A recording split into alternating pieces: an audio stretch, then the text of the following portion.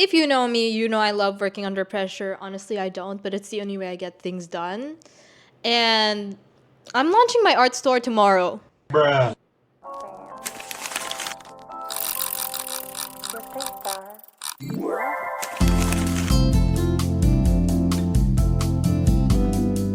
But actually, I've been planning this weeks before I went to Australia. So I'm gonna be talking about everything from making your product to inventory to packing, materials to marketing, all the way to launching your first shop. So welcome to my beginner's guide in launching your first art store. Making an art store and selling my art is something I've always wanted to do. So if you're like me and you're an artist who wants to just start small, start with prints, stickers, tote bags, whatever, this video is for you. So step one is to identify what you want to sell.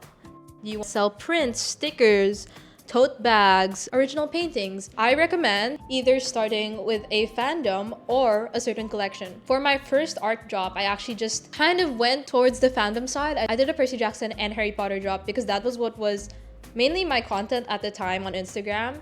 So first, think of your product or niche that you want to do. What problem do you want to address? If you know me, I love hanging art on my walls. And I love buying postcards and prints from different cities, different places. And I feel like it's the most accessible kind of mini art that you can buy. Like a little painting in your home. So I wanted to make something like that. And it was easy because I could like source printers or even print it myself if I really wanted to. If you're gonna make prints, might as well make stickers out of those prints. For example, for this print, there's a focal subject and you can make a sticker out of that. And then you're gonna want to decide what artwork to make. You can probably make at least 5 artworks that you're planning to sell. That's generally what I did for my new collection, which I am launching. So this is my Gentle Reminder collection. And all of these are new artworks. None of them are repurposed. Whereas in my old collection, 90% of them, if not 100% of them, were old artworks repurposed. So these are from my sketchbooks. This Tiger Lily print is from my sketchbook. So if you have your artwork, I know a lot of people recommend scanning it with a scanner, but personally I find that the scanner on my printer wasn't as nice. So I would genuinely use my iPhone and good lighting and crop it and put it through Photoshop just to fix some of the details and whatnot, and then put this high quality file on Canva so I could size it properly and have all of my prints laid out, something like this. I recommend saving at 300 dpi for all of these so they turn out really good, and definitely search it up. I'll put some of the dimensions here as to what you should do if you want your size to, like if you want like a poster size, all that stuff. Now that you have your products, which is kind of the fun part, making the art, you're gonna have to think of logistics, marketing, storefronts, all that stuff. So let me help you with that. First, you need to find a reliable printer, or if you have one yourself. I personally outsource my printing, and so I usually get it in 2 to 3 days time, sometimes 4 days. I don't order too much in bulk. I only order in 30-piece intervals just because I don't want to make an oversupply and not sell. So when you're starting small, just order a few of each piece and then work from there. I bought these like bubble wrap mailers. These are blue ones currently. I used to use the peach ones, and some cardboard, which I will be using as the backing for all of my prints, because last time some of the prints weren't able to get backing because I ran out of backing, and some of them bent, which is not ideal, especially if you're giving out prints. In the future, rather than bubble mailers, I think I'm gonna go for cardboard packaging. Some other things you want to consider while launching your store is making a thank you card for each order. So that's where you'll put your Instagram, that's where you'll put your number, all that stuff. Or if you want to give a little thank you for whoever orders your product.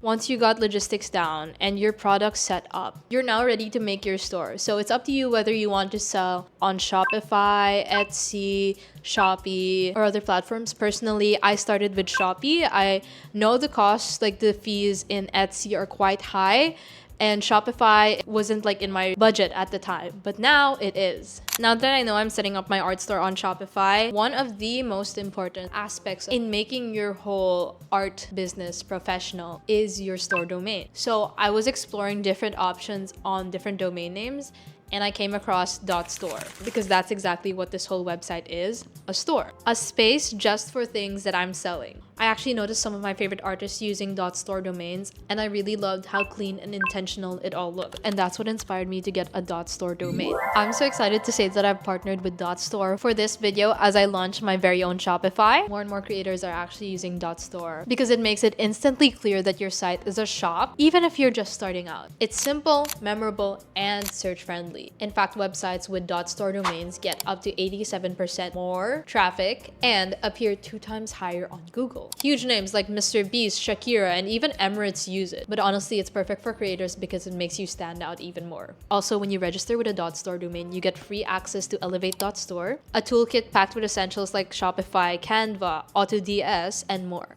It's everything you need to launch and scale your online store in one place.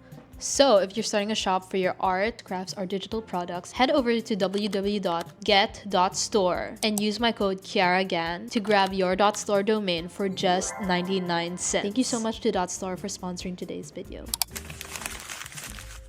Block a whole afternoon for product photos. I would recommend having natural lighting. Find the best time in the day to take some pictures. Personally, for me, it's around 4 p.m. So I have a lot of time to get ready in this studio to set everything up. You can use your iPhone. Sometimes I feel like the quality on iPhone is even much better than professional camera, but it's good to have 2 options. So I usually get an iPhone shot and a professional shot and choose what I like from those. Have your first picture of it, like the star photo. Second, have a close-up. And third, have a picture of it being used. So those are the 3 pictures that are needed. You can add as you go. I didn't have to go to a studio. I didn't have to do all of that stuff. I just took these pictures in my room. Get a cartolina if you'd like, or a cincha board, like an illustration board, to get like that plain, crisp, white background, but it's not necessary. And when writing the product descriptions, make sure to include the size, make sure to include the material, make sure to include anything like shipping information, frequently asked questions, returned, refunds, and all that stuff. Setting up a Shopify is one of the most challenging things I've ever done, and I think it's because the interface is kind of, I don't know, you have to get used to it first before diving into it. So I did a lot, like 1 week of making my Shopify. I looked at other accounts of other artists that I really like. I went to my art account and went through everyone else's Shopify and checked if they were all Shopify powered, and most of them were. And so right now I'm on a plan which is like you can get 3 months for $1. So I'm using my own money for it, and then afterwards the subscription goes on. I'm still gonna be paying for my own Shopify. So it's gonna be a learning curve for real, versus Shopee, where it's like you have the interface, but it's just not as professional as a Shopify page, which is something you can customize. You can make it look different. You can use coding to add certain buttons. I started with a template called Dawn, and I wanted to make the store international, not just Philippine based. I only have my products in the front page. I just find it sometimes unnecessary to add like a big like welcome page and stuff, because I feel like it takes away from the experience. What's really important though is to make a mobile version. You can do this on Shopify. Honestly, I'm not the best like Shopify programmer there is. One thing that I'm really having difficulty with, and if you guys can help me, is the payment method for credit cards. But the easiest route to accept payments on Shopify is PayPal, but they get a 2% transaction fee. And they also have a tiny section where you can put manual payments. So you can add your GCash there, your BDO, BPI. That's one thing that I really had to look into. Another thing that I really had to look into is shipping, international shipping. Obviously, I'm from the Philippines, so I ship and pack everything from the Philippines. So it was really a struggle for me to find like a good price for all the international packages. So we don't really have the purple shop thing here in the Philippines. So you're just gonna have to pick a custom rate or coordinate directly with international buyers. And I'm sure if you're running a store in the Philippines, your target market is definitely like the Filipinos. This will be a case-to-case basis, but it's definitely good to have it on there still.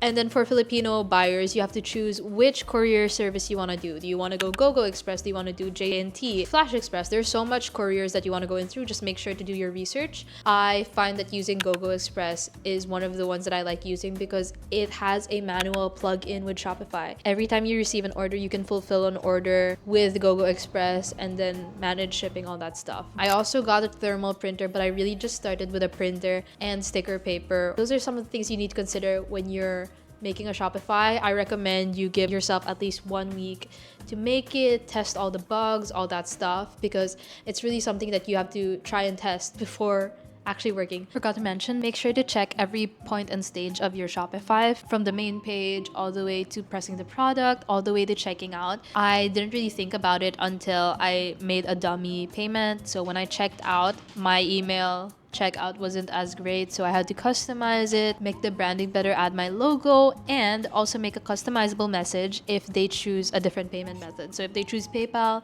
it sends a completely different message. If they choose manual payment, it sends a completely different message. So always make sure to go through every step of the user experience and the user process, like the user journey, and you'll be great.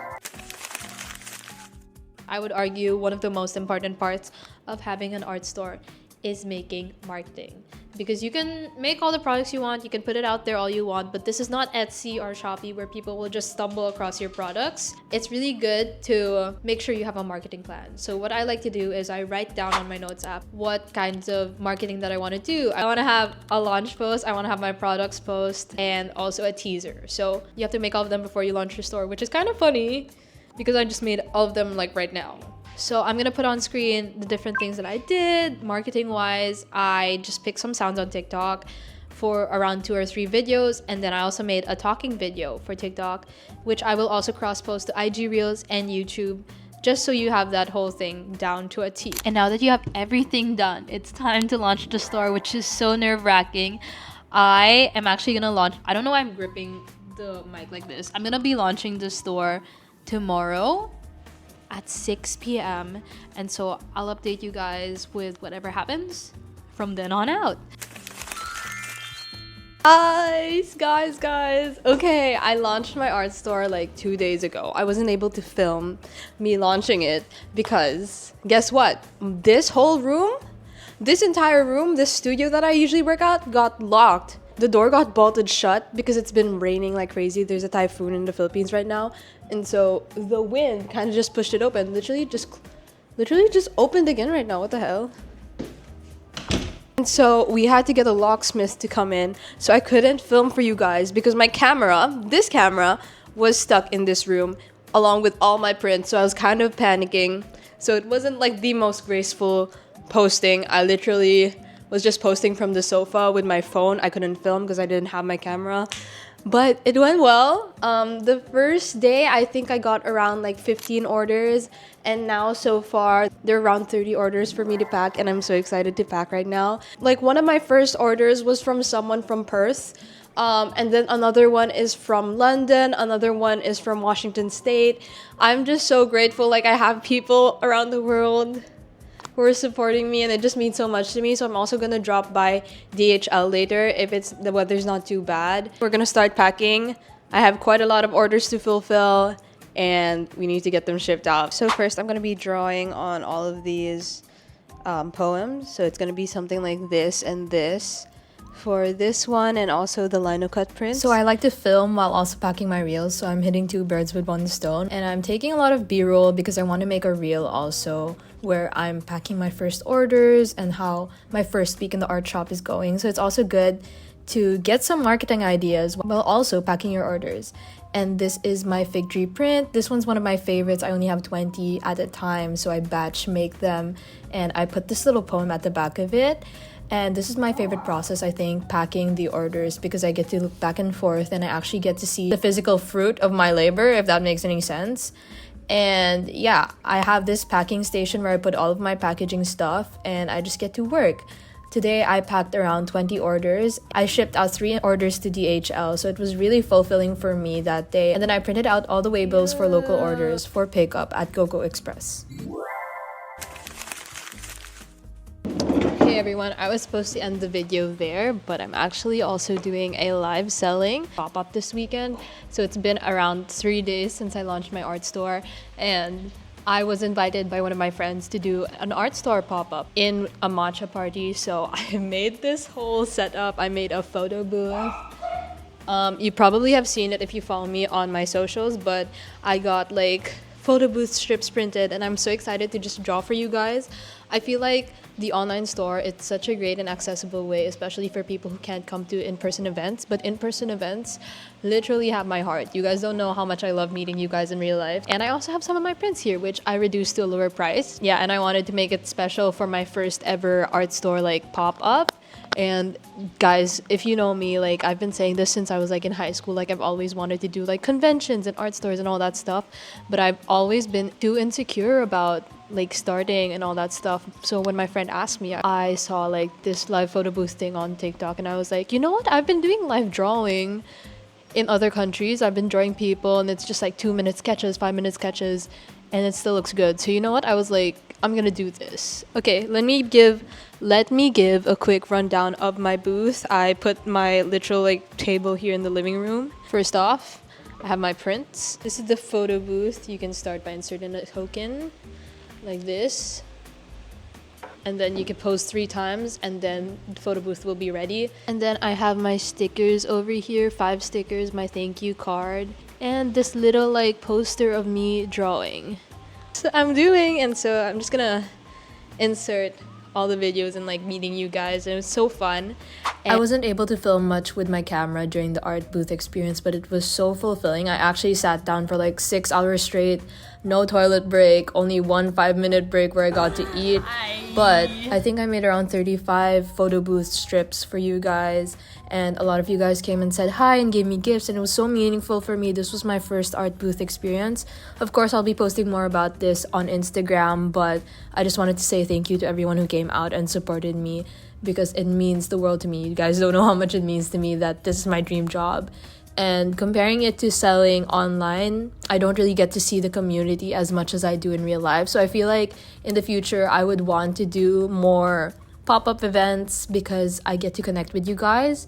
And for those who can't come, of course, you can buy through my art store at ciaragan.store. That was my video. Thank you again to .store for sponsoring today's video. And I'm so excited to make more products. I have so much lined up. I have like temporary tattoos, magnetic bookmarks, all that stuff. But for now, we got the prints and maybe posters in the future. And hopefully I get to do this more. So I'll see you guys in my next video. Love ya. Bye.